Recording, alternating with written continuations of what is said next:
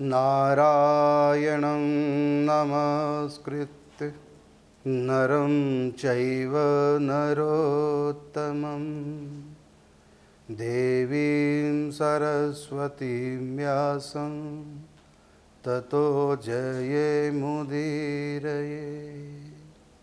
जय श्री राधे, जय श्री कृष्ण। आज भी प्रश्नोत्तरी कार्यक्रम में आप सब भक्तों का स्वागत है और साथ ही मैं स्वागत करता हूं आपके प्रश्नों का। हम प्रश्नोत्तरी कार्यक्रम में प्रवेश करें आपके प्रश्नों को ले इससे पूर्व आज होली का उत्सव पूरे भारत में नहीं पूरे विश्व में और सनातनी ही नहीं और भी जो सनातन धर्म से प्रभावित हैं और पंथ वो भी होली का उत्सव धूमधाम से मनाने लग गए हैं और अपने सनातन धर्म से प्रभावित होकर के मैं समस्त सनातन धर्मावलंबियों को और सनातन धर्म का सम्मान करने वाले और जो होली का उत्सव मनाए उन सब को होली की बहुत बहुत बधाई देता हूं और बहुत बहुत साधुवाद, बहुत बहुत आप सबको शुभकामना। ऐसा कोई व्यक्ति नहीं जो आज होली के रंगों में न रंगा हो। होली का त्यौहार प्रेम का त्यौहार है।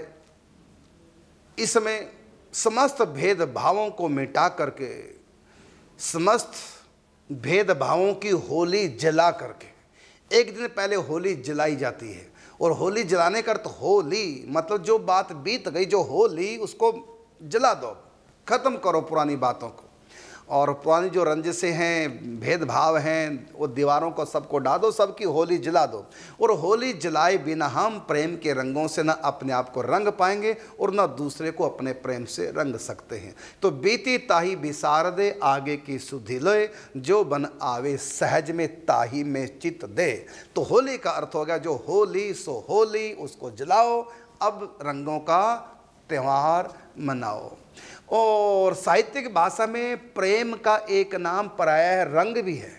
प्रेम का एक पर्याय रंग है। कहते हैं रंग भवन, रंग महल। रंग का मतलब ऐसा महल जहां पूरा परिवार प्रेम से रहता है। उस रंग महल में किनारे पे एक होता है कोप भवन, जहां पर अपनी बात मनवानी हो, गुस्सा किसी को आया हुआ तो समाज में अपने पूरे महल में उसके गंदे संस्कार न फैलें, एकांत में कमरे में ले जाते हो कोप भवन। बाकी पूरा है रंग भवन, वो है कोप भवन। तो रंग का अर्थ प्रेम भी होता है और लाल रंग को उस प्रेम से हम वो करते हैं, प्रकट करते हैं। इसलिए दिल बनाते हैं उसमें लाल रंग का बनाते हैं। दिल पीले हरे नीले रंग का नहीं बनाते, लाल रंग का ही बनाते हैं। लाल रंग भी प्रेम का प्रतीक है और रंग कहते हैं प्रेम को। राधा रानी का एक नाम रंगीली है। रंग रंगीली, रंग से रंगीली। कौन से रंग से? प्रेम के रंग से। मीरा ने भी रंग को प्रेम नाम दिया है, प्रेम को रंग नाम दिया है। मीरा का एक पद है श्याम पिया मोरी रंग दे चुनरिया। तो आपने कहा बड़ा सुंदर कि हरी ना रंगाऊं मैं लाल ना रंगाऊं, अर्थात दुनिया के रंग नहीं हमको रंगाने हैं। हरी ना रंगाऊं मैं तो श्याम ना रंगाऊं, अपने ही रंग में रंग दे चुनरिया। और गुरु अर्जुन देव जी भी सुखमनी साहब जी में लिखते हैं रंग के बारे में, ऐसा नाम जपो मन रंगी, नानक पाइए साधु की संगे। कहते अपने मन को रंग करके, ऐसा नाम जपो मन रंगी, मन को रंग करके। किस में रंगना? यहाँ रंग का अर्थ है प्रेम, रंग महल का अर्थ है प्रेम का महल। तो रंग का एक अर्थ प्रेम। तो और ये प्रेम हम लेमन रंग हमारे ऊपर कोई डाले, हम उसके ऊपर रंग डाले। रंग का तो एक वैसी है, मेन तो है प्रेम, क्योंकि दुश्मनों के बीच में होली का त्यौहार नहीं खेला जाता जिनसे हमारा प्रेम है। तो प्रेम ही आधार है होली के त्यौहार का। और ये प्रेम होगा कब प्रकट? जब गीले शिकवों की हम होली जला दें। होली सो होली जला दो, अब प्रेम के रंगों में अपने आप को रंगो। और हमारा चित्त शुद्ध होगा प्रेम के रंग में रंगने से।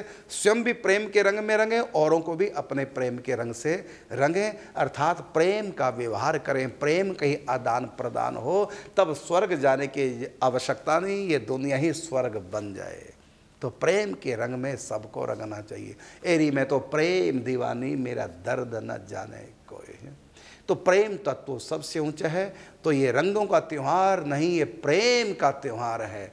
हम सब बातों को भुला करके बीती ताही बिसार दे, आगे की सुधि ले होली का त्यौहार। तो आज सबने होली का उत्सव बड़े धूमधाम से मनाया। पूरे भारत में नहीं, संपूर्ण विश्व में रंगों की धूम थी। बड़ा आनंद पूर्वक सबने होली मनाई। एक बार मैं फिर होली के उत्सव की सबको बहुत बहुत बधाई देता हूँ, शुभकामना करता हूँ। और सबसे प्रसिद्ध तो हमारे ब्रज की होली है। आज के दिन ब्रज में रंगों से तो खेलते खैर हैं, 40 दिन तक खेलते हैं, लेकिन रंगों से भी ज़्यादा आज के दिन कीचड़ की होली करते हैं। कारण क्या? क्योंकि यहाँ की जो ब्रज रज है ये प्रेमी कृष्ण के चरणों की रज है, प्रेम स्वरूप राधा रानी के चरणों की रज है। ये गोपियाँ जो प्रेमी हैं, दीवानी हैं, उनके चरणों की रज है। ये ग्वाल बाल जो श्री कृष्ण के प्रेम दीवाने, उनके चरणों की रज है। जो ऋषि मुनि गाय बन करके राधा कृष्ण के प्रेम में रंगे, उन गौओं के चरणों की रज है। तो ये ब्रज रज इतनी पवित्र है, इसमें प्रेम की सुगंध है। तो कहते हैं कि और दिन तो सब ब्रजवासी रंगों की होली खेलते हैं, गुलाल की होली, पिचकारियों से होली, लट्ठमार होली, लड्डू मार होली, फूलों की होली। लेकिन आज का दिन जो है दुल्हड़ी का, तो आज रंगों से कम और खेलते हैं कीचड़ से अधिक। और भाव क्या है इसके पीछे? ये प्रेम की भूमि है। ब्रज 84 कोस की भूमि अलौकिक जान, कृपा करे जे लाडली हो तब ही पहचान। तो ये 84 कोस की भूमि प्रेम की भूमि है, और प्रेम यहाँ कण कण में समाया हुआ है। तो यहाँ इस रज से हम होली खेलने, रज का ही गुलाल और रज को जल में मिला दे कीचड़ एक दूसरे पर फेंक के मारते हैं। और एक और होली होती है गांवों में, क्योंकि मैं उस होली को बहुत बार खेला हूँ, वो गोबर की भी होली होती है। गाय के गोबर की, परम पवित्र गाय का गोबर है। तो गाय के गोबर से भी यहाँ होली लेकिन वो आज के दिन हर रोज नहीं, हर रोज खेलते हैं रंगों से, पिचकारियों से, गुलाल आदि से। लेकिन ब्रज रज और गोबर ये बड़े पवित्र हैं। गाय तो कहीं की भी हो, पवित्र गोबर है। इसलिए पहले ज़माने में घर के शुद्धिकरण हम करते थे, गौ का गोबर लीपते थे।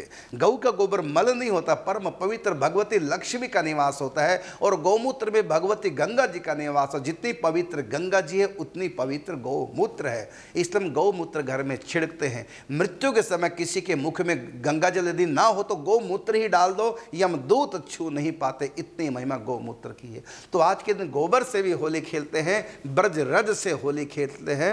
हमने बहुत, जब मैं बरसाना रहा हूँ और 12 साल तक बहुत बार हमने ब्रजवासियों के साथ में कीचड़ की होली, गोबर की होली खूब आनंद से खेली है। तो एक बार फिर सबको होली की बहुत बहुत बधाई, शुभकामना। आओ प्रश्नोत्तरी कार्यक्रम में प्रवेश करते हैं। आपका आज का प्रश्न है प्रथम, जो कल रह गया था। कल का प्रश्न था कि हनुमान चालीसा में पंक्ति आती है कि जय जय जय हनुमान गोसाई कृपा करो गुरुदेव की नाई। इस पंक्ति का क्या अर्थ है? इसका उत्तर हमने कल विस्तार से दिया था, और जो नहीं सुन पाए तो वो सुन सकते हैं। स्वामी करुणदास जी इस नाम से यूट्यूब चैनल है, वहाँ जा कर के आप कल का प्रसंग सुन सकते हैं कि हनुमान जी को गुरु रूप में क्यों याद किया था। इसी से संबंधित अगला प्रश्न जो कल रह गया था कि तुलसीदास जी ने हनुमान चालीसा में हनुमान जी को गुरु रूप में बनाने के लिए क्यों कहा? राम को क्यों नहीं कहा? गुरु को क्यों? करो कृपा गुरुदेव की नहीं। तो कल के प्रश्न का ये आधा भाग है। तो मैं कहना चाहूँगा कि हनुमान चालीसा गोस्वामी तुलसीदास जी ने विद्यार्थी जीवन में लिखा था, जब वो काशी में शेषनाथ जी के यहाँ पढ़ाई करते थे। माता पिता तो इनके बचपन में छूट गए थे जन्म लेती, तो माता पिता का रोल अदा किया उनके गुरु जी ने, जिनका नाम था नरहरि दास जी महाराज। आप चित्रकूट में रहते थे, एकांतिक भजन चिंतन करते थे। इससे पहले उनको भगवान शंकर जी का साक्षात दर्शन प्राप्त हो चुका था। भगवान शंकर ने उनको रामचरितमानस का ज्ञान दिया था, और साथ में कहा था कि ये कथा उस बालक को सुनाना जो इस समय हरिपुर गांव में रामबोला के नाम से प्रसिद्ध है, अनाथ बालक। उसको स्वीकार करो शिष्य के रूप में, राम मंत्र से दीक्षित करके, और ये राम कथा उसको सुनाओ। तब शुक्र क्षेत्र में 5 साल तक राम कथा गोस्वामी तुलसीदास जी को गुरु जी ने सुनाई थी। तो जिस समय रामचरितमानस सुनाई थी उस समय लिखी नहीं गई थी रामचरितमानस। और मैं बताना चाहूँगा कि ये रामचरितमानस गोस्वामी तुलसीदास जी की रचना नहीं है। रामचरितमानस इसका नाम तो देखिए क्या है, राम का चरित्र मन में था। मानस का मतलब मन में। किसके मन में? तो शंकर जी के मन में। तो शंकर जी ने अपने मन से प्रकट करके उनके गुरु जी को दिया, नरहरिदास जी महाराज को, यही रामचरितमानस। और शंकर जी ने कहा कि यही रामचरितमानस उस बालक राम बोला को सुनाना, वो फिर इसको लिपिबद्ध करेंगे, बनाएंगे नहीं, रचेंगे नहीं, जो आप सुनाएंगे उसको लिपिबद्ध करेंगे हमारी कृपा से। तो गोस्वामी तुलसीदास ने रचना नहीं की, रचना तो की है भगवान शंकर जी ने, उनके मन में थी, वहाँ से आई मन में इनके नरहरिदास जी की, और नरहरिदास जी ने अपने मुख से बोला और बालक ने समझा। तो बालक बुद्धि थी तो पूरा समझ भी नहीं पाए थे, तो बाद में फिर भगवान शंकर जी ने इनके ऊपर कृपा की और तब ये उस बात को समझे और उन्होंने ग्रंथ रूप में भगवान शिव के प्रेरणा से ग्रंथ को लिखा। अब प्रश्न यह है कि उन्होंने गुरु जी के रूप में उसको हनुमान जी को चुना, राम जी को क्यों नहीं? पहली बात तो चुनने की आवश्यकता क्या थी, उनका तो स्वयं का गुरु जी है। जब उनके गुरु जी हैं नरहरिदास जी और गुरु में पूर्ण समर्पण था, दोनों गुरु शिष्य सिद्ध थे, तो हनुमान जी की क्या आवश्यकता थी? दरअसल ये है कि गुरु जी ने साधन बताया भगवत प्राप्ति का। अभी आगे और न जाने गुरु जी को क्या क्या बताना था, क्या क्या सिखाना था, उससे पहले गुरु जी सिर छोड़ देते हैं। और जब गुरु जी ने इनको साधना बताई और रामचरितमानस की कथा सुनाई, तो उस समय बताया कि हनुमान जी ने विभीषण को, उससे पहले सुग्रीव को राम जी से मिलवाया। सुग्रीव को राम जी से किसने मिलवाया? हनुमान जी ने। विभीषण को राम जी से किसने मिलवाया? हनुमान जी ने। सीता हरण हो चुका था, लंका में थी सीता जी मातेश्वरी, तो सीता जी को राम जी से किसने मिलवाया? हनुमान जी ने। तो गोस्वामी तुलसीदास जी को लगा कि सीता जी से मिलाने वाले हनुमान जी हैं, सीता जी को राम जी से मिलाने वाले हनुमान जी, विभीषण जी को राम जी से मिलाने वाले हनुमान जी, सुग्रीव को राम जी से मिलाने, जो जो राम जी से बिछड़े हैं सबको मिलाने वाले हनुमान जी, ये गुरु जी के मुख से राम कथा में सुना था। अब गुरु जी सिर छोड़ गए, अब इनको राम जी से मिलना है। कौन मिलाएंगे? जो गुरु जी के मुख से सुना कि हनुमान जी राम द्वारे तुम रखवारे हो तो न आज्ञा बिन पैसारे। तो हनुमान जी शंकर जी के अवतार हैं, गुरु तत्व हैं, भगवान से मिलाने वाले हैं, ये गुरु जी के मुख से सुन चुके थे। अब गुरु जी ने सिर छोड़ा, अब इनको लगन लगी हनुमान जी से। फिर अंत में हनुमान जी इनको मिले और हनुमान जी से क्या मांगा? मुझको राम जी से मिला दो। तब हनुमान जी ने कहा जाओ चित्रकूट, तब इनको हनुमान जी की कृपा से चित्रकूट में भगवान का मिलन हुआ। तो आपका प्रश्न है कि तुलसीदास जी ने हनुमान चालीसा में हनुमान जी को गुरु बनाने के लिए क्यों कहा? और मैंने आपको बता ही दिया है कि गुरु जी की इनके ऊपर विशेष कृपा हुई थी और गुरु जी से राम कथा सुन चुके थे, हनुमान जी की महिमा सुन चुके थे, इसलिए इनकी लगन दो के प्रति, जितनी राम जी से लगन है ना, उससे भी ज़्यादा इनकी लगन, और रामचरितमानस देखो वहाँ पता भी चल जाएगा, शंकर जी के प्रति और हनुमान जी के प्रति विशेष लगन। और तभी काशी जी में गए, जबकि जब राम जी के भगत है तो अयोध्या में रहते, काशी क्यों गए? काशी में गए, वहीं रहे अन्नपूर्णा के प्रति, क्योंकि गुरु जी ने बता दिया था कि 2 साल तक जो बुढ़िया तुमको भोजन कराने जाती थी वो कोई और नहीं थी, भगवती पार्वती मातेश्वरी अन्नपूर्णा थी। भगवान शंकर जी ने भेजा और मुझको भी भगवान शंकर जी ने प्रकट होकर तुम्हारे लिए कहा था उस बालक को अपने पास रखो, शिष्य बनाओ उसको और उसको कथा का दान करो। तो समझ चुके थे गुरु जी के मुख से शंकर जी की मेरे ऊपर कृपा हुई परोक्ष में, और साथ में मातेश्वरी पार्वती ने 2 साल तक मुझको अपने हाथों से भोजन कराया।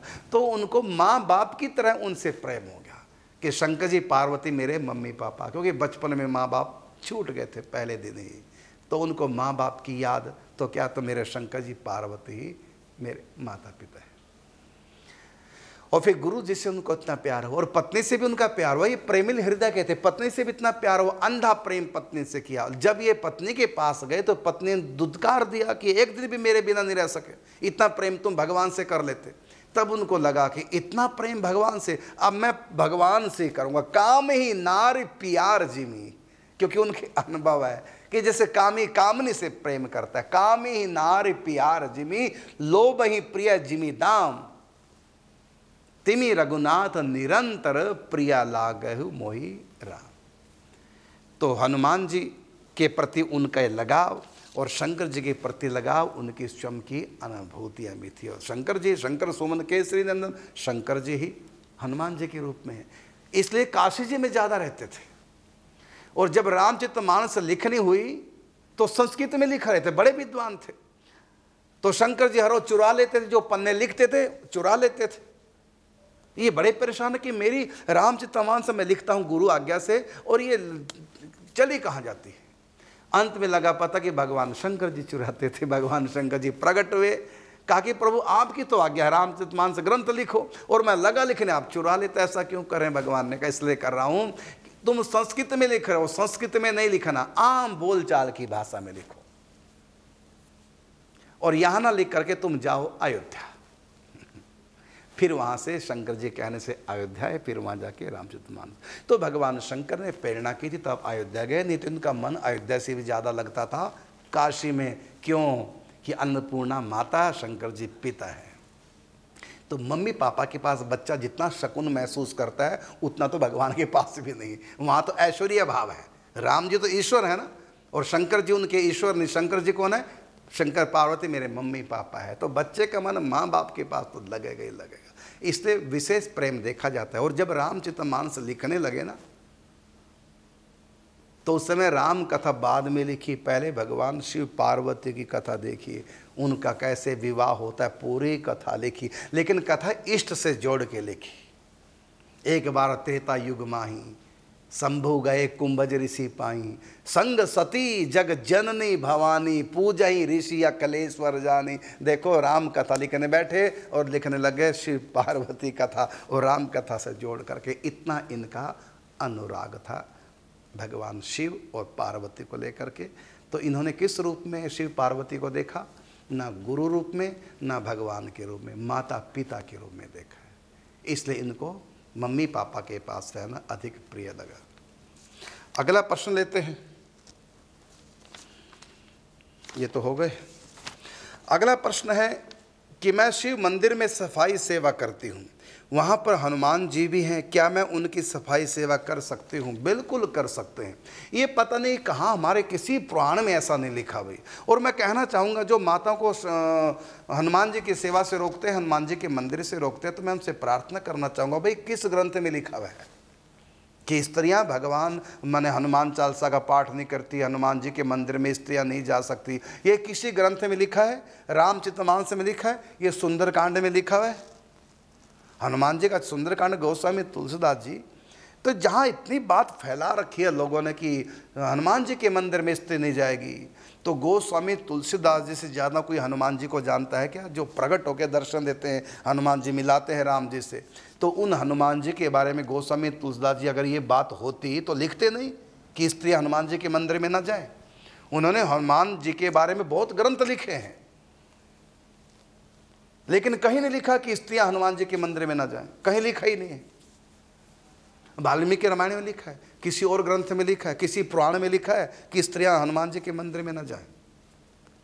कई लोग मना कर देते। हमने एक बार पूछा भी पुजारी जी से कि हनुमान जी के मंदिर में स्त्रियां क्यों नहीं जाएंगे भाई? कहते हनुमान जी बाल ब्रह्मचारी। अच्छा, माने हनुमान जी इतने कच्चे बाल ब्रह्मचारी हैं कि स्त्री को देख करके उनका ब्रह्मचर्य खंडित ना हो जाए, उनके मन में पाप ना आ जाए, इसलिए ना। हाँ सदिए मैंने हनुमान जी को इतना कच्चा ब्रह्मचारी मान लिया कि कोई स्त्री आएगी तो उनका ब्रह्मचर्य खड़ा, अरे स्वर्ग से अप्सरा भी आ जाए तब भी वो सब में सिया राम मैं सब जगह जाने, उनके लिए तो सब भगवान के स्वरूप हैं, ऐसा नहीं। हाँ इतना कहेंगे कि मंदिर की अपनी मर्यादा है, प्राण प्रतिष्ठा वैदिक रीति से मंदिरों में होती है भगवान की, तो वहाँ अपवित्र अवस्था में बिना स्नान के स्त्रियाँ ना जाए। स्त्री क्या पुरुष भी ना जाए बिना स्नान के, बीमार है बुखार है नहीं नहा सके मंदिर में ना जाए, दूर से ध्वजा को प्रणाम कर लें। यदि किसी का मंदिर जाने का नियम है माताओं का या पुरुषों का, बुखार आ गया अब क्या करें, नहा नहीं सकते मंदिर में कैसे जाएं, नित्य प्रति दर्शन का नियम है। कितनी महिलाओं का नियम है नित्य प्रति दर्शन करने का? ऐसा प्रश्न आज तक नहीं आया, लेकिन मेरे स्मरण आ गया कि मैं आपको बताना चाहूँगा कि किसी का प्रतिदिन मंदिर में जाने का नियम हो और यदि मासिक धर्म हो तो क्या 4-5 दिन के लिए मंदिर में न जाएं? इसका उत्तर है बिल्कुल। मासिक धर्म में भी आप घर से निकलें, मंदिर में जाएं, लेकिन अंदर न प्रवेश करें। बाहर से कलश जो मंदिर के ऊपर स्थापना है, ध्वजा, उसको प्रणाम करके लौट जाएं, अंदर प्रवेश न करें, लेकिन जाएं नियम पूरा करने के लिए। पुरुष भी यदि स्नान न कर सकें, बुखार है, तो मंदिर में यदि प्रतिदिन का नियम है तो ऐसी स्थिति में मंदिर के भीतर तो ना जाएं, गर्भगृह में दर्शन करना करें, बल्कि हम क्या करें, दूर से ही ध्वजा को, कलश को प्रणाम करके वापस लौट जाए, लेकिन आना जरूर चाहिए। बस उन दिनों मंदिर के भीतर दर्शन न करके ध्वजा के दर्शन, कलश के दर्शन करके प्रणाम करके वहीं से लौट जाएं, लेकिन नियम अपना पूरा करें, इससे फिर नियम टूटता नहीं है। अगला प्रश्न है, हाँ, जैसा कहा कि मैं शिव मंदिर में सफाई सेवा करती हूँ, वहाँ पर हनुमान जी है, क्या मैं उनकी सफाई सेवा कर सकते हो? बिल्कुल आप कर सकते हैं। यदि कोई रोके, वहाँ पंडित पुजारी जी रोके, तो उनसे पूछना, पंडित जी ठीक है मैं नहीं आऊँगी, स्त्री हूँ हनुमान जी के मंदिर में, बस आप कहीं लिखा दिखा दो। 18 पुराणों में कहीं लिखा हो, स्मृतियों में कहीं लिखा हो, संहिताओं में कहीं लिखा हो, सुंदरकांड में कहीं लिखा हो, गोस्वामी तुलसी की रामायण में लिखा हो, वाल्मीकि कृत रामायण में लिखा हो, किसी भी रामायण में कहीं लिखा हो तो बता दो। तो पंडित जी को भी थोड़ा आंखें खोलो। मैं कहना चाहूँगा कि ऐसी जो ऊट पटांग बातें घुस गई हमारे सनातन धर्म में, इनको निकाल के फेंको। स्त्रियों को भी भगवान की सेवा पूजा का पूरा अधिकार है, हाँ, अपवित्र अवस्था में तब नहीं। अगला प्रश्न है,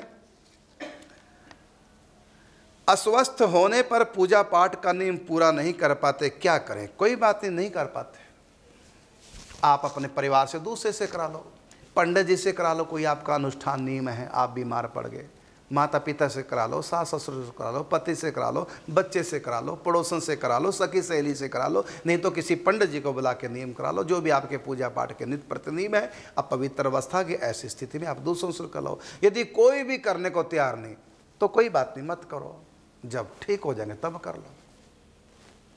अगला, गोपाल जी के पास किस शंख से जल रखना चाहिए? बजाने वाले में या स्नान कराने वाले में? और फिर उस जल का क्या करें?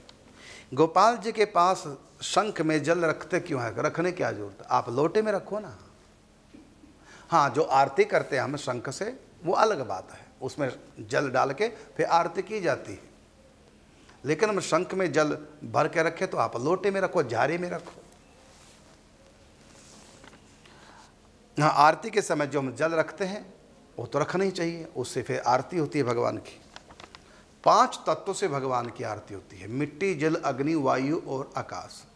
जहाँ तक प्रचलन है केवल अग्नि से आरती करना, जबकि भगवान की आरती 5 तत्वों से होता है, मिट्टी, जल, अग्नि, वायु और आकाश। तो मिट्टी से कैसे आरती होगी? जो हम तौलिया रखते हैं, रुमाल रख देते हैं, कपड़ा ले लेते हैं, उससे फिर आरती करते हैं भगवान की। ये मिट्टी तत्व हो गया। मिट्टी, जल, जल शंख में जल डाल के फिर भगवान पे वार आ जाता है, फिर सब पे छिड़कते हैं, ये जल से आरती। मिट्टी, जल, अग्नि, अग्नि से तो करते हैं आरती, 1 दीपक की, 3 की, 5 की, विषम संख्या में। मिट्टी, जल, अग्नि, फिर वायु, हवा से भी आरती कैसे करते हैं? चंवर को ढुलाते हैं, हवा करते हैं, चंवर से आरती के समय करते हैं, चंवर से हवा। मिट्टी, जल, अग्नि, वायु और आकाश। आकाश का गुण है शब्द, हम घंटे घड़ियाल बजाते हैं, ये आकाश शब्द, आकाश का गुण शब्द है। तो हम घंटे घड़ियाल बजाते हैं या शंख बजाते हैं, तो ये हो गया आकाश तत्व की आरती, आकाश तत्व से। तो गोपाल जी के पास किस शंख से में जल रखना चाहिए? बजाने वाले में या स्नान करने वाले से? जिससे स्नान कराते हैं उससे जल आरती अलग रखो, उसके लिए आरती के लिए जल वाला शंख स्पेशल, बजाने वाले से नहीं। अगला, ये भी हो गए।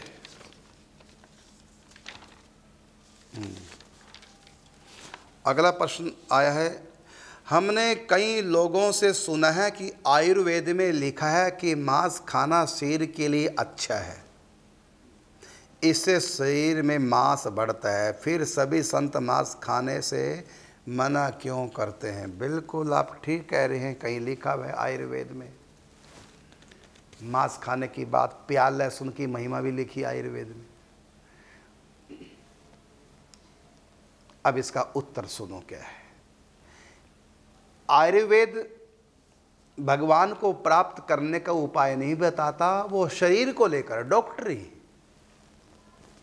डॉक्टर तो वो बताएंगे शरीर जिससे तंदुरुस्त रहे। डॉक्टर को संत थोड़ी वो बताएंगे कि प्याले से निकालना, भगवान से मिलना, भजन करो, चिंतन करो, ये डॉक्टर काम थोड़ी। डॉक्टर का काम है केवल शरीर कैसे तंदुरुस्त रहे। वो तो मछली का कहेगा मछली खाओ, ये खाओ, अंडे खाओ, वो अपन जगह ठीक है रहा, क्योंकि शरीर का डॉक्टर है, वो मन का आत्मा का नहीं है। मन कैसे शांत रहे, मन कैसे भगवान में लगाएं, ये उसने इस पर कोई वो नहीं किया है PhD, वो शरीर को लेकर है। तो आयुर्वेद भी भगवान की भक्ति करना नहीं सिखाएगा, आयुर्वेद शरीर को तंदुरुस्त कैसे रखना ये सिखाएगा। भगवान से कौन मिलेगा? भगवान के धाम में तुम आत्मा जाओगे कि ये तुम्हारा शरीर जाएगा? जितना मर्जी बढ़िया बना लो, शमशान में राख बन जानी है, ये शरीर नहीं जाएगा भगवान के घर में। भगवान के घर में क्या जाएगा? मन, आत्मा। तो मन को पवित्र कैसे करें ये डॉक्टर थोड़ी बताएंगे, ये विषय डॉक्टरों का नहीं है। हार्ट स्पेशलिस्ट जो होंगे वो हार्ट के बारे में बताएंगे। अब हार्ट स्पेशलिस्ट के पास आप जाके कहो कि आंखों की दवाई नहीं, तुम कैसे डॉक्टर हो, तुम्हारे पास आंख की दवाई नहीं, मेरी आंख नहीं तुम देख सकते, हमने तो लिखा कि डॉक्टर आंख भी देखते हैं। तो कहेगा भैया डॉक्टर भी आंख देखते हैं, मैं भी डॉक्टर, लेकिन मैं हार्ट का हूँ, आंखों का नहीं। ऐसे ही आयुर्वेद शरीर का विज्ञान है, आत्मा का, मन का नहीं है। ये शरीर का विज्ञान है, डॉक्टरी है। तो डॉक्टर के हिसाब से ठीक कह रहे हैं, लेकिन डॉक्टर के हिसाब से हम जाएंगे तो भगवान मिलेंगे, शरीर तंदुरुस्त होगा? पहले बताओ। डॉक्टर हमको भगवान से मिलने का उपाय बताएंगे कि शरीर को तंदुरुस्त रखने का, तो आयुर्वेद कोई भगवान से मिलने का उपाय बताएगा? आयुर्वेद का मतलब डॉक्टर कह लो। तो शरीर के लिखा कि ये ठीक है, ये ठीक है, ये गलत है, वो तो शरीर के लिए लिखा है। लेकिन हमारे शास्त्र कहा ना, आपने क्या कहा, फिर संत क्यों मना करते हैं? क्योंकि संत जो है शरीर के डॉक्टर नहीं है, वो आपके मन को ठीक रख करके मन मोहन तक पहुंचाना इसके स्पेशलिस्ट हैं वो। इसलिए वो कहेंगे कि ये नहीं खाना, वो खाना, उनको पता जैसा खाओगे अन्न वैसा बनेगा मन। लेकिन आयुर्वेद को डॉक्टरों ने मन का ठेका नहीं ले रखा है, उन्होंने ठेका ले रखा है शरीर का। उनको मन से क्या मतलब है? तुम्हारा शरीर ठीक करना और पैसे लेने हैं। और तो तुम्हारे, और तुम भी उनके पास मन को पवित्र करने के लिए नहीं गए, शरीर को ठीक रखने के लिए गए। और तो शरीर को रख कर के केंद्र में तब वो दवाई उपचार करते हैं। अब आप कहते कि संत क्यों मना करते? जब आयुर्वेद ने कहा भाई वो डॉक्टर हैं, आयुर्वेद डॉक्टरी है, उसमें तो शरीर को लेकर के ज्ञान है, लेकिन संत तुमको भगवान से मिलाना चाहते हैं। आयुर्वेद तुम्हारे शरीर को तंदुरुस्त रखना चाहता है, लेकिन तुमको भगवान से मिलाना ये उसका काम नहीं। डॉक्टर तुम्हारे शरीर की तंदुरुस्ती के लिए बात करेंगे, भगवान से मिलने के लिए, मन पवित्र के लिए वो कुछ नहीं बोलेंगे। ये संत बोलेंगे मन कैसे पवित्र हो, जैसा खाओगे अन्न वैसा होगा मन। इसलिए आयुर्वेद शारीरिक ज्ञान है, वो शरीर को लेकर है, और संतों का ज्ञान मन को कैसे पवित्र करके परमात्मा में लगाना, वो संतों का अलग विषय है। जैसे हार्ट स्पेशलिस्ट के पास कोई नेत्र रोग लेकर जाए तो मूर्ख कहलाएगा, इसी प्रकार डॉक्टर जो हार्ट स्पेशलिस्ट है वो आपकी आंखें नहीं देखेगा, आंखों में दवाई नहीं डालेगा, क्योंकि उसका विषय अलग है। तो आयुर्वेद का विषय अलग है, वो शरीर विज्ञान को लेकर चलता है। और संत शरीर के साथ साथ मन को, मन से भी आगे बुद्धि को, बुद्धि से भी आगे आत्मा तक संत जा रहे हैं। तो संत खाने की वो चीज़ बताएंगे जिससे शरीर भी ठीक रहे, मन भी ठीक रहे। यदि किसी चीज़ से शरीर ठीक होता हो लेकिन मन गंदा होता हो तो संत तुरंत मना कर देंगे। शरीर भले ठीक ना हो लेकिन मन ठीक रहना चाहिए, क्योंकि जब तुम जाओगे मनः षष्ठान इंद्रियाणि प्रकृति स्थानि कर्षति, इस शरीर को यहीं छोड़ के जाओगे, मन तुम्हारे साथ जाएगा। इसलिए जो चीज़ मन के लिए बुरी है वो काम मत करो। अच्छा बताओ, तुम भूखे मर रहे हो तो डाका डाल की रोटी खा लो, ये कौन सा विज्ञान कह रहा है? शरीर का विज्ञान कह रहा है ना। और संत कहेगा डाका नहीं डालना, भीख मांग लेना। वो कहता है भीख मांगी रोटी नहीं मिली इससे डाका। संत कहेंगे भूखे मर जाना लेकिन पाप नहीं करना, यही कहेंगे ना संत। और शरीर का विज्ञान क्या कहेगा?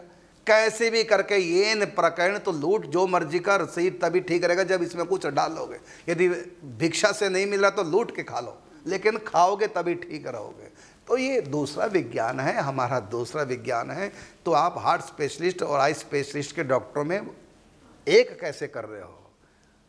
तो संत होते हैं आत्मा के डॉक्टर और ये आयुर्वेद है शरीर का डॉक्टर। तो शरीर की दृष्टि से मांस खाओगे सेहत बनेगी, इसमें कोई दो राय नहीं। हमने मान लिया अंडा मांस मीट खाओगे हो जाएगा, सब मान लिया हमने। तो डॉक्टर कहते हैं ताकत आएगी अंडा खाओ, और संत कहेंगे ताकत आएगी अंडा छोड़ो भजन करो।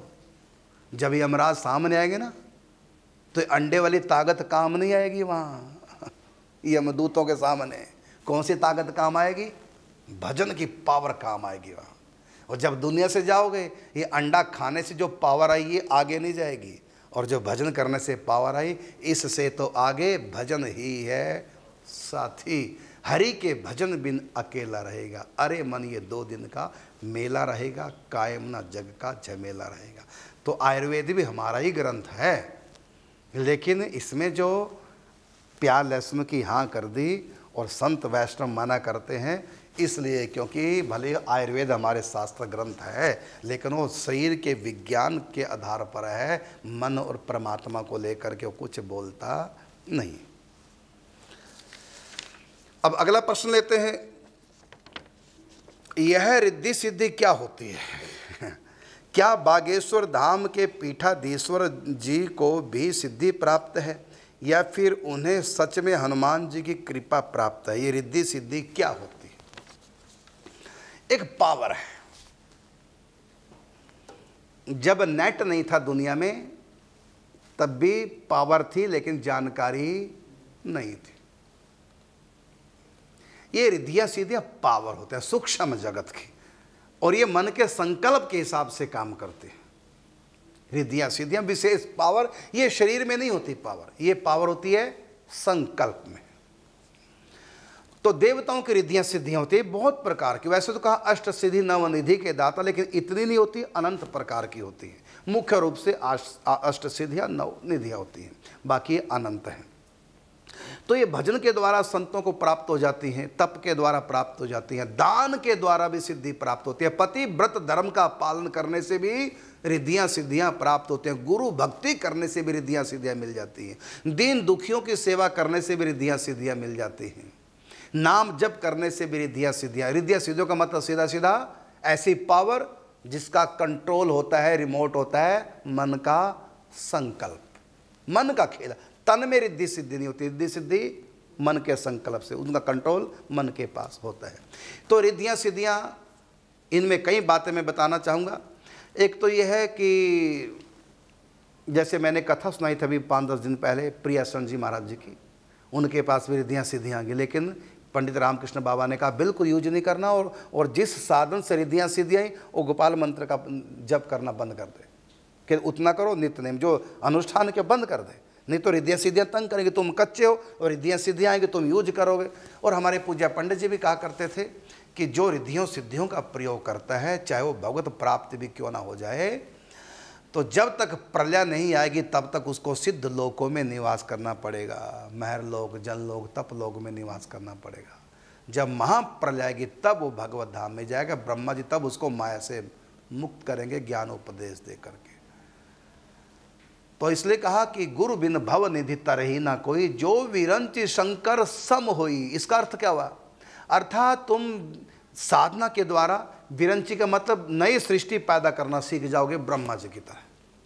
उदाहरण के रूप में विश्वामित्र जी नई सृष्टि बना दी, लेकिन गुरु के बिना, गुरु बिन भव निधि तरही ना कोई, जो विरंची शंकर सम हुई। इतने भी बड़े क्यों ना बन जाओ, उद्धार नहीं। तो ये रिद्धियां सिद्धियां शंकर जी रिद्धि सिद्धि दे सकते हैं। राक्षसों के पास कितनी रिद्धियां सिद्धियां होती हैं? कैसे हुई? तपस्या करी, वरदान मांगा, हमारे पास ये पावर आ जाए, ये रिद्धि सिद्धि आ गई। तो रिद्धियां सिद्धियां तो राक्षसों के पास भी हो जाती हैं। हनुमान जी ने अपनी यात्रा में जब सीता की खोज करने के हर प्रकार की रिद्धि सिद्धि का प्रयोग किए। तो यहाँ मैं कहना चाहूँगा, जैसे आपने प्रश्न किया है रिद्धि सिद्धि क्या होती है, मैंने बता दिया। ये पावर होती है, शक्तियाँ होती है विशेष। और क्या बागेश्वर धाम के पीठाधीश्वर जी को भी कोई सिद्धि प्राप्त या फिर उन्हें सचमुच में हनुमान जी की कृपा है? तो ये है उनके गुरु जी का आशीर्वाद। जैसा कि उससे हम अपने मुख से कई बार कहते हैं सन्यासी बाबा की कृपा हुई है किसी संत के ऊपर, उस संत की कृपा हुई है इनके ऊपर। तो एक कृपा भी हो सकती है या उनके स्वयं की सिद्धि तो नहीं होगी, क्योंकि स्वयं की सिद्धि होती तो ये ना कहते कि ये तो हमारे सन्यासी भी ऐसे करते थे, सन्यासी बाबा ऐसे किया करते थे, ऐसे दरबार लगाते थे। उनके बाद फिर कोई और संत उस गद्दी पे वो भी यही दरबार लगाते, वही मैं लगा रहा हूँ। ये तो परंपरा से प्राप्त विद्या है, उनकी अपनी नहीं है। और फिर गुरु आज्ञा से कर रहे हैं। यदि कोई रिद्धि सिद्धि का प्रयोग भगवान की आज्ञा से या गुरु आज्ञा से करता है तब उसको दोष नहीं लगता। अपनी मर्जी से कोई रिद्धि सिद्धि का प्रयोग करने लग जाए तो एक कल्प तक उसको सिद्ध लोकों में रहना पड़ेगा, भगवत धाम में नहीं जाएगा। और कई बार पतन भी हो जाता है, भटक भी जाता है। और ये भी कहना चाहूँगा, रिद्धियाँ सिद्धियाँ सदा नहीं रहती, यदि दुरुपयोग करने लग जाए तो चली भी जाती हैं। हमारे यहाँ एक बाबा का नाम नहीं लूँगा क्योंकि अभी भी वो बाबा हैं, तो उन्होंने 108 परिक्रमा की गिरिराज जी की। उनके पास रिद्धियाँ सिद्धियाँ आ गई और जिसको आशीर्वाद दे काम बन जाए, जो बोल दे तो सत्य हो जाए। कौन भोजन लेके आएगा उनको पता चल जाता था, किसके मन में क्या है उनको पता चल जाता था। और उन्होंने फिर पंडित जी के पास, हम जब पंडित जी के पास आया करते थे, हमारे 11 गुरुओं में पंडित जी गुरु हैं, तो वो भी आते थे तो बाबा को बताते, तो बाबा ने कहा कि उनका प्रयोग मत करो, लेकिन वो माने नहीं बाबा की बात। उन्होंने रिद्धियों सिद्धियों का प्रयोग करना प्रारंभ कर दिया और उनसे शायद दुरुपयोग भी हो गया होगा, तभी उनके पास रिद्धियाँ सिद्धियाँ फिर चली गई। नहीं तो उनका भोजन आज कलकत्ता से आ रहा, तो कल बम्बई से आ रहा, परसों कानपुर से आ रहा, बड़े बड़े लोग उनको लग गए थे मानने। उनकी कृपा से क्या क्या होने लगा था, लेकिन पता नहीं उनसे क्या अपराध बन गया, रिद्धि सिद्धि का दुरुपयोग हो गया, क्या हो गया। अब रिद्धि सिद्धि समाप्त। अब वो इस समय कहीं और रह रहे हैं तो ब्रज में ही। अब उनका नाम नहीं लेंगे, हम उस जगह के भी नाम नहीं लेंगे, कहीं उनको पता चल जाए, उनको बुरा न लग जाए कि आपने हमारा नाम क्यों ले दिया। तो हमारी अपनी जानकारी में हम बहुत बार उनसे मिले हैं, लेकिन इस समय वो एकांत में है और अपना भजन चिंतन करते हैं। रिद्धियाँ सिद्धियाँ सारी अपने आप ही चली गई, छोड़ दी। पूरी बात तो नहीं पता, लेकिन ऐसा हमको विश्वस्त सूत्रों के द्वारा पता चला कि और रिद्धि सिद्धि का कोई दुरुपयोग हो गया और उनसे रिद्धियाँ सिद्धियाँ छूट गई। अब वो अलग से साधना कर रहे हैं एकांत में बैठ करके। तो ठीक, ये रास्ता ठीक नहीं। भगवत प्राप्ति के रास्ते में महान बाधा है। आप भक्तमाल ग्रंथ पढ़िए, संतों के जीवन में कितनी रिद्धियाँ सिद्धियाँ आती, लेकिन उन्होंने अपनी मर्जी से कभी प्रयोग नहीं किया। हाँ, गुरु भगवान की आज्ञा हो जाए या स्वयं भगवान की आज्ञा हो जाए, तब उनकी आज्ञा में एक मर्यादा बन जाती है, उसी के भीतर रह करके उस सिद्धि का प्रयोग कर सकते हैं, मनमानी रीति से नहीं। ये आपके प्रश्न का उत्तर है। सच्चाई तो वो स्वयं जाने, उनके स्वयं की साधना से रिद्धि सिद्धि आई है या फिर गुरु जी ने दी है या हनुमान जी ने दी है, लेकिन उन्हीं के मुख से जो हमने सुना है वो उनको बाबा से प्राप्त हुई, अपने गुरु से, शिक्षा गुरु से। और उनके शिक्षा गुरु को कोई सन्यासी बाबा हुए हैं 2 पीढ़ी पहले, उनसे प्राप्त हुई। हाँ, उन्होंने हनुमान जी की साधना की। बाकी अब वो सिद्ध लोक में गए या उनका उद्धार हुआ, ये तो वही जाने। एक और की बात, वो भी हम नाम नहीं ले सकते। मैं उनके शिष्यों से मिला हूँ, वो एक संत के पास गए थे। पूरी बात तो मैं बता नहीं पाऊँगा क्योंकि इस समय जीवित भी हैं वो, और उनके शिष्य लोग भी हैं, उनको बुरा लग जाएगा। तो किसी सिद्ध संत के पास गए, जब वो शिष्य, वो भी संत थे, गए और मैं सोचूं क्या छिपाऊं क्या बताऊं तो उनके वो बड़े सिद्ध गुरु के शिष्य थे। तो जब दूसरे संत के पास गए, दूसरे संत ने उनके बारे में पूछा, आप कौन? तो बताया कि मैं अमू का शिष्य हूँ, ये मेरे गुरु। तो उसने कहा तुम्हारे गुरु तो अभी उद्धार नहीं हुआ उनका, वो तो मेरे पास हर रोज आते हैं। जबकि उनके गुरु जी को सिर छोड़े कई वर्ष बीत चुके थे। क्या तुम्हारे गुरु जी तो मेरे पास हर रोज आते हैं। उसको बड़ा बुरा लगा कि आप हमारे गुरु जी के बारे में ऐसा कैसे कहते हैं। हमारे गुरु जी को तो नृत्य करते भगवान श्री कृष्ण ने दर्शन दिए, और बड़ी दुनिया, बड़े बड़े संत भी उनको मानते हैं। मैं नाम नहीं लूँगा क्योंकि अपमान जैसा भी हो जाता है। वो अपने गुरु की महिमा गाने लगा। तो संत ने कहा कि महाराज, आप जो कह रहे हैं बिल्कुल सत्य है, आपके गुरु को भगवत प्राप्ति हो चुकी है, लेकिन फिर भी वो भगवत धाम में नहीं गए। बल्कि हमारे साथ कल हमारे गुरु भाई बैठे थे, उस समय मैं फिरोजपुर था जब उन्होंने सिर छोड़ा, 1987 में सिर छोड़ा था उनके गुरु जी ने। तो उनकी अंत्येष्टि में वो आए थे फिरोजपुर से। खैर चलो, तो उन्होंने कहा कि आपके गुरु जब भी मुक्त नहीं हुए हैं मेरे पास हर हो जाते हैं। तो संत को विश्वास नहीं हुआ कि मेरे गुरु जी मुक्त क्यों नहीं, उनको तो भगवत प्राप्ति हो चुकी है, और ये भी कह रहे हैं कि हाँ उनको हो चुकी है, तो भगवत प्राप्ति होगी तब भी भगवान के धाम में क्यों नहीं गए। तो उसने कहा देखो मैं दिखाता हूँ, मैं आपके गुरु जी से मिलाता हूँ। जबकि गुरु जी को सिर छोड़े कहीं सन 1987 में सिर छोड़ा था। कहते हैं कि देखो अभी शाम को दिखाता हूँ। शाम को दिखाया, गुरु जी उनके पास आए, प्रकट हो गए। उन्होंने प्रणाम किया अपने गुरु जी को, वह हैरान हो गए। और उसके बाद उन गुरु जी फिर अंतर्ध्यान हो गए। फिर उस संत ने कहा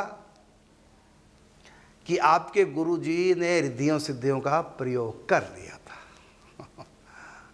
अब उनको सिद्ध मंडली में सम्मिलित कर लिया, योगियों की मंडली में, सिद्धलोक में, जनलोक, तपलोक, महरलोक आदि में, और प्रलय तक वो रहेंगे। उसके बाद फिर भगवत धाम में जाएंगे।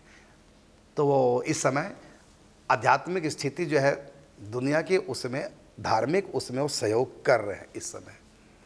तो उनको ऐसा वैराग्य गया उस संत को सुनकर अपने गुरु की बात। उसके बाद छोड़ करके वो निकल गए हिमालय पर्वत पर। अभी कुछ समय पहले मुझको मिले थे वही संत।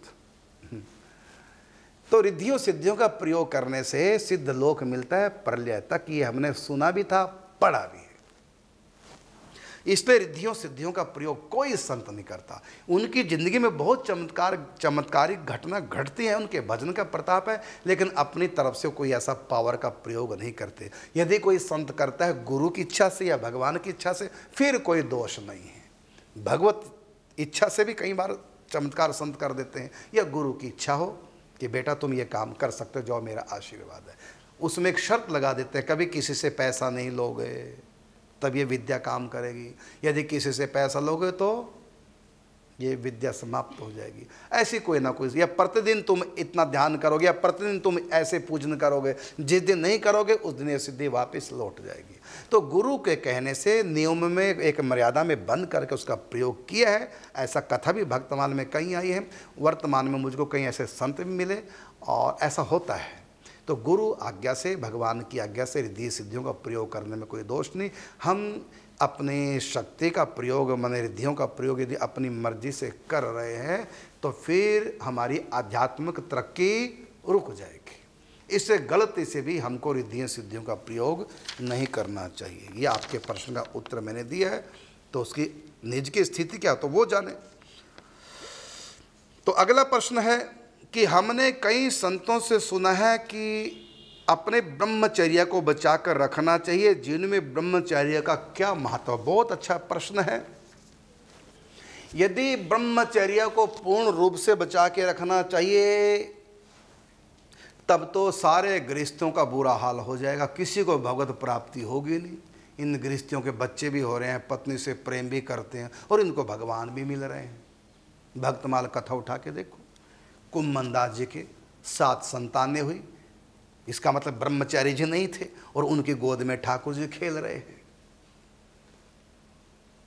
गोस्वामी विठनाथ जी महाराज, उनके 7 पुत्र हुए, और उनके गोद में ठाकुर जी खेल रहे हैं। भाई श्री हनुमान प्रसाद पोद्दार जी की एक बेटी सावित्री बाई, और वो भगवान से बातें कर रहे हैं। कितने गृहस्थों को भगवान मिले भक्तमाल में देखो। ये जितने गृहस्थी थे क्या ये ब्रह्मचारी थे क्या इनके संतानें नहीं हुई? अच्छा, जितने संत पैदा हुए हैं सृष्टि में अब तक, वो किसी ब्रह्मचारी के यहाँ पैदा हुए क्या? ये महापुरुष किससे पैदा हुए? माँ बाप ने ब्रह्मचर्य खंडन किया तभी तो पैदा हुए हैं। यदि माँ बाप ब्रह्मचर्य का पालन करते तो क्या संत दुनिया में आते? एक नारी सदा ब्रह्मचारी, एक नारी सदा ब्रह्मचारी। अपनी पत्नी पत्नी है, बाकी दुनिया की हर स्त्री हमारे लिए माँ बहन बेटी के समान है। तो गृहस्थ भी ब्रह्मचारी है। हाँ, इतना मैं कहना चाहूँगा, जितना अधिक ब्रह्मचर्य का पालन करोगे उतना ही मन भी मजबूत बनेगा, तन भी मजबूत बनेगा, स्मरण शक्ति भी, ओज भी, तेजस्विता भी, ओजस्विता भी बढ़ेगी। इसमें कोई दो राय नहीं, हमारे शरीर का आधार है। लेकिन केवल ब्रह्मचर्य के बल पर हम भगवान को प्राप्त करें, ये कोई नियम नहीं है। ये उपयोग तो है लेकिन योग नहीं है। अब देखिए, कुत्ता एक साल में एक बार ब्रह्मचर्य खंडन करता है। अब बताओ, मनुष्य ज़्यादा बड़ा ब्रह्मचारी के कुत्ता। कार्तिक महीने में भोग भोगता है कुत्ता, क्या उसको भगवान मिल जाएंगे? मुख्य बात है ब्रह्मचर्य व्रत की तब भगवान से मिलाने का काम करेगा। कब? जब ऊर्ध्वरेता कोई हो तो। ब्रह्मचर्य में ऊर्ध्वरेता में अंतर है। वीर्य को ऊर्ध्वरेता हुए बिना कोई अपने शरीर में धारण नहीं कर सकता। इसको तो बहना है, चाहे इच्छा से बहे चाहे बिना इच्छा के बहे, चाहे प्रयास से ये जाए। वीर्य हमारे शरीर से अलग, चाहे प्रयास से, इसको तो जाना है। इसका उपयोग होगा एक अलग से क्रिया है कि ब्रह्मचर्य पालन करें, साथ में एक योग साधना करें। ऊर्ध्वरेता जब तक हम नहीं बनेंगे तब तक ब्रह्मचर्य हमारे साधना में आगे हमको बढ़ाने वाला नहीं। हाँ, शरीर तंदुरुस्त रहेगा, ये तो है बात, लेकिन भगवान से मिलाने वाला तब बनता है जब हम ऊर्ध्वरेता बने। ये कैसे बनेंगे? इसके लिए स्पेशल योग है। पहले सिद्धासन करो और उस समय कई प्रकार के प्राणायाम हैं, उसमें कुंभक का समय अधिक से अधिक बढ़ाओ पे धारणा शक्ति के द्वारा अपने वीर्य को ऊपर चढ़ाना होता है। ये भी एक योगिक क्रिया है।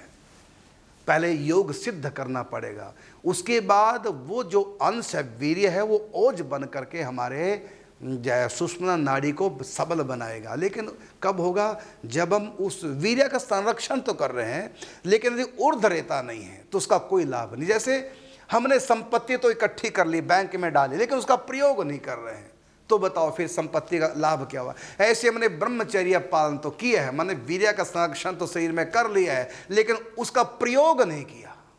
ब्रह्मचर्य का प्रयोग अर्थात ऊर्ध्वरेता एक ऐसी योगिक क्रिया है, वो योग क्रिया संतों से सीखनी चाहिए, उसका हम उपयोग करें। उसके बाद भी वीर्य हमारे शरीर में उतना ही रुक पाएगा जितना इसकी वो है, नहीं तो सारा पसीने में भी बह जाएगा। तो ये ऊर्ध्वरेता ब्रह्मचर्य प्रथम इसका स्टेज है। उसके बाद ऊर्ध्वरेता जब तक हम नहीं बने। लेकिन कलयुग में बड़ा कठिन काम है। कारण क्या है? क्योंकि जो खान पान है वो वीर्य का संरक्षण हमारे अंदर होने नहीं देगा। उसमें हमको सात्विक आहार करना, अल्पाहार करना, रात्रि को बिल्कुल भोजन त्याग देना, कुछ नियम है, प्राणायाम करना, सिद्धासन करना, ये बहुत सी ऐसी क्रिया हैं, उनके बिना हम ऊर्ध्वरेता नहीं बन सकते। हाँ, बाकी यह है कि जो जन साधारण के लिए इस कलयुग में है, हम उतनी ऊंची उड़ार की बात न करें जो हम उड़ ही ना पाएँ। हम इतना ही कर लें, एक नारी सदा ब्रह्मचारी, बस यही आपके जीवन में क्रिया भगवान से मिलाने वाली। आज के बाद संकल्प कर लो, हाथ में जल लेकर के। स्त्री के रूप में दुनिया में कोई है तो हमारी पत्नी है, इसके सिवा सारी स्त्री हमारी माँ, बहन, बेटी के समान हमारे लिए हैं। तो तुम ब्रह्मचारी हो। अगर अपनी पत्नी से भी तुम परहेज करना चाहोगे तो कोई लाभ नहीं ब्रह्मचर्य का होगा। क्यों नहीं लाभ होगा? क्योंकि उसके आगे की जो वह है, उस वीर्य को अपने भीतर से किस प्रकार से प्रयोग करना, वो तो विधिया ही नहीं है। अर्थात हमने पैसा कमा करके तिजोरी में डाल दिया या धरती में गाड़ दिया पैसा कमा करके, लेकिन उपयोग नहीं किया, कंजूसी उपयोग नहीं किया। अब बताओ उस पैसे का कमाने का क्या लाभ? अभी इकट्ठा भी कर ले, लाभ हुआ क्या जब उससे कुछ सुख ही नहीं ले रहे हैं। तो हमने ब्रह्मचर्य पालन करके एक सीमा, वो एक सीमा, उससे ज़्यादा नहीं, उसमें हमने कुछ कर भी लिया, लेकिन यदि ऊर्ध्वरेता नहीं बने तो आध्यात्मिक तरक्की नहीं होगी। हाँ, शरीर की तंदुरुस्ती तो जरूर हो जाएगी। इसलिए हमको ब्रह्मचर्य के साथ साथ और भी कुछ योगिक क्रियाएँ सीख करके उसका इस्तेमाल भी करना भगवान के भक्ति के लिए, मन को सूक्ष्मतर करने के लिए, और नहीं तो कोई लाभ नहीं। हाँ, इतना तो मैं कहना चाहूँगा कि बस जितना हो सके अपने जीवन में, जैसे हम लोग सन्यासी हैं, संत हैं, हमारे लिए तो दुनिया की हर स्त्री माँ, बहन, बेटी के समान है। और जो गृहस्थ है बस पत्नी उनकी पत्नी है। यदि आपको संयम भी करना है तो उतना कीजिए जितना दोनों की सलाह हो। यदि दोनों की सलाह नहीं, केवल आपकी अकेले की सलाह है, तो आपको भगवतन शरीर तो क्या तंदुरुस्त होगा, उल्टा आप बीमार पड़ जाएंगे। कैसे बीमार पड़ेंगे? ट्यूनिंग परस्पर नहीं हुई, पत्नी की इच्छा है और आप संयमी बनना चाह रहे हैं, ऐसी स्थिति में पत्नी मानसिक रोगी हो जाएगी, बीमार पड़ेगी, कलेश भी हो सकते हैं, लड़ाई झगड़ा होंगे, स्वभाव में विकृति होगी, वो आपसे उल्टा आचरण करने लग जाएगी, और यहाँ तक कि पथ भ्रष्ट भी हो सकती है, चरित्रहीन भी हो सकती है।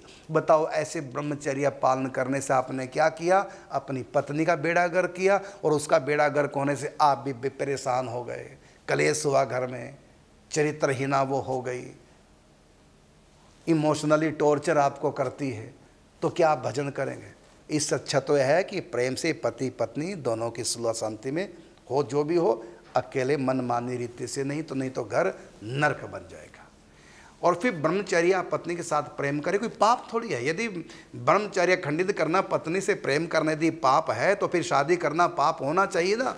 हमारे 16 संस्कार में एक विवाह संस्कार है, इसलिए आप कर सकते हैं, विवाह कीजिए। आपके माता पिता ने अपना ब्रह्मचर्य खंडित किया, तभी तो तुम पैदा हो गए हो, तभी तो संत भी पैदा हुए इनके यहाँ। तो कोई बुरा नहीं है, बुरा तो है जब हम पर स्त्री गामी बनते हैं, तब ये बुरा है।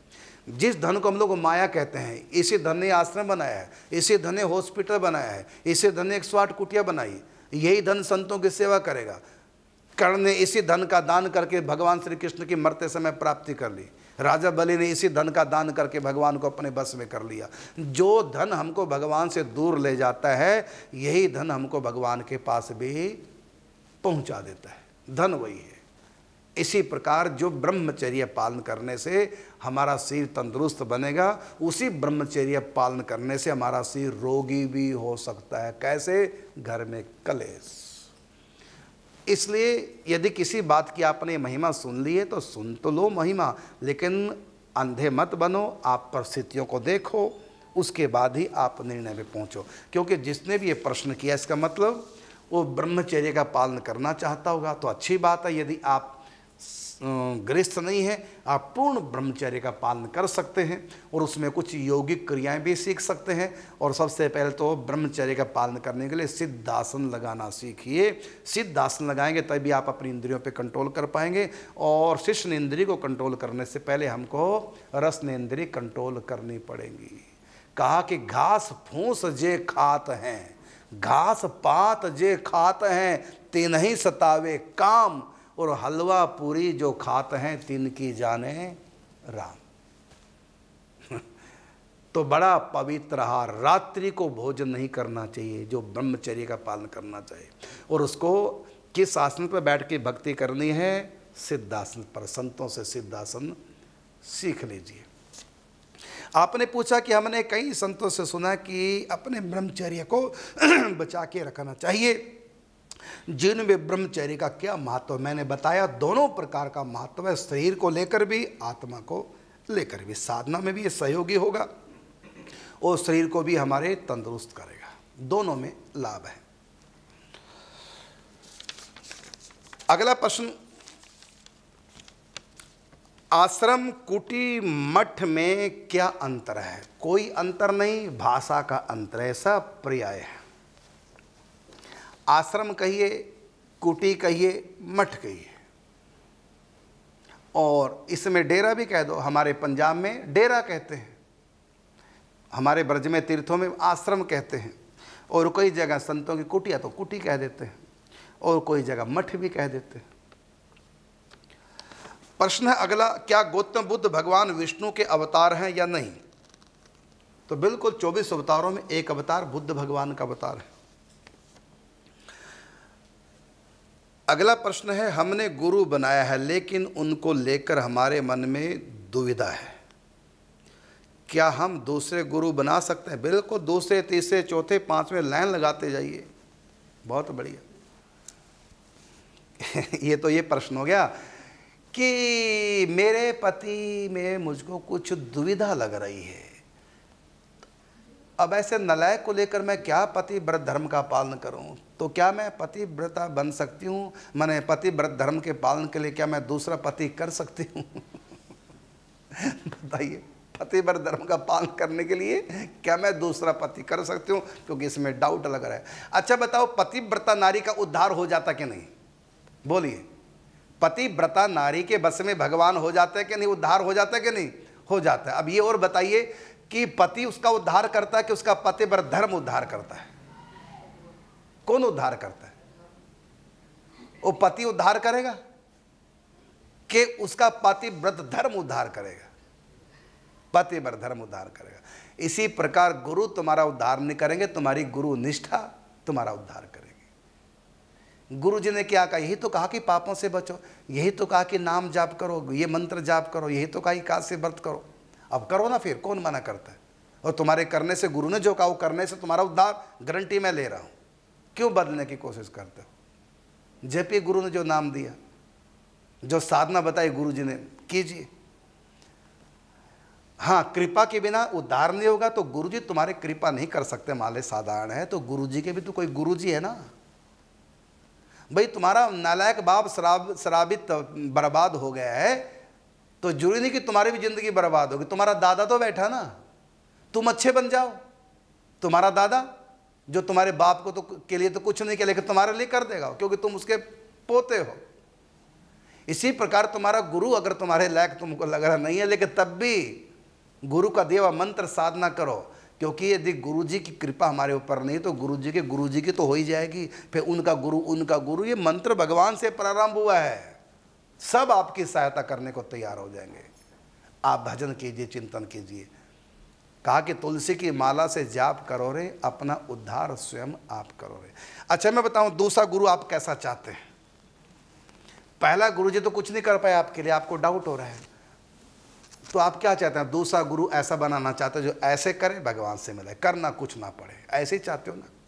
क्योंकि पहला गुरु जो तो कुछ कर नहीं रहा, दूसरा गुरु ऐसे ही चाहिए जो ऐसा करे और काम बन जाए। इसका मतलब है, अब गाली शब्द मैं यूज नहीं करूँगा जो नमक खा करके हराम करते हैं उनको जो शब्द कहा जाता है, फिर तो एक प्रश्न करने वाला वही कहलाएगा। अर्थात करना कुछ ना पड़े और ऐसे कोई कर जाए, ऐसा गुरु चाहिए। तो ऐसे लोगों को चाहे भगवान भी गुरु बन के आए तब भी उनका कल्याण नहीं है, क्योंकि जो करना कुछ नहीं चाहते, वो कहते कृपा से होगा, गुरु जी कृपा कर दे हो जाएगा, और हमको कुछ करना पड़े। अरे गुरु जी अपना काम करेंगे, गुरु जी नहीं करेंगे, दादा गुरु कर देगा, दादा गुरु ने उसका परदादा गुरु तुम्हारे लिए कर जाएगा। तो भजन तो कर जहाँ पर हो। गुरु जी ने जो नाम जी दिया, साधना बताई, कीजिए। हजारों संत आपका सहयोग करने को तैयार हो जाएंगे। भजन करे पाताल में प्रगट होत आकाश, दाबी दूबी ना दबे कस्तूरी की बास। आप पाताल में छिपकर भी भजन करेंगे तो आकाश तक खबर पहुंच जाती है। सिद्ध लोक के संत भी आपके अनुकूल होने लग जाते हैं। सब संत आपके ऊपर कृपा करेंगे। यदि आपके गुरु जी भी नहीं कर पाए और संत तैयार है, लेकिन कब? जब आप गुरु प्रदत्त साधना करेंगे। इसलिए हम तो ये कहेंगे बदलने की आवश्यकता नहीं है, लेकिन कहीं ज़्यादा ही गड़बड़ आपको लग रहा है तो कोई बात नहीं, फिर दूसरे बना लो भाई। लेकिन पति कैसा भी क्यों ना हो, पतिव्रता का कल्याण उसके पतिव्रत धर्म से होगा, पति से नहीं होगा।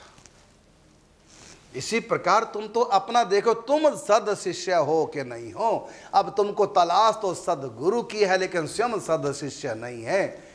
सीता जैसी बहू तो चाहते हैं, लेकिन आज हम कौशल्या जैसी सास नहीं बनना चाहते।